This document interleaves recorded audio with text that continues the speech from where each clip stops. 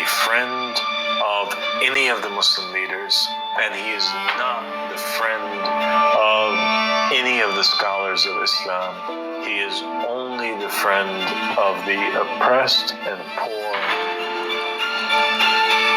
And so the Mahdi over here, he begins his battles by cleaning up the Muslim world from all of the tyrannical filth and hypocrisy and scholars that are issuing fatwas and damaging Islam and stealing in the name of Islam.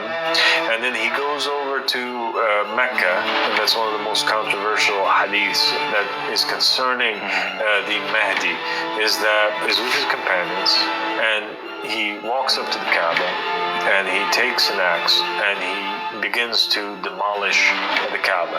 And he demolishes also all of these masjids that are built that cost millions of dollars, that have all of these riches and gold, and that were houses that were empty of worship, and he returns these houses of worship to its basic form, where they didn't even have a rooftop. It was just an open arena area where the Muslims could pray in, something that's simple, and forbid the investing of great money that could be given to the poor on that.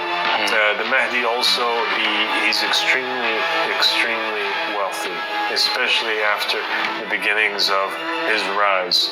And the Mahdi is extremely just, and he gathers the people, and he would tell them, is this what you guys were shedding blood over? Is this what you guys were not talking to each other over? And he'll throw the money in the ground, and he'll allow people to take from the wealth that was kept and stolen from them as much as they need, or as much as they want. So he goes against all of the rich people in the system of government, all these traitor tyrants that are ruling the Islamic nation.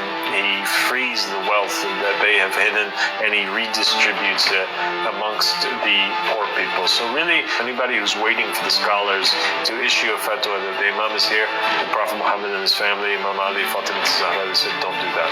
That's a very bad idea to wait for the scholars, because actually it's the scholars that are his enemy. Remember the story of Jesus. Remember the story of Moses. Remember the story of the Abraham and the priests that were enemies of his, the idol worshippers. Same thing here. The scholars are idols that are being worshipped. They have to be broken. And the Mahdi is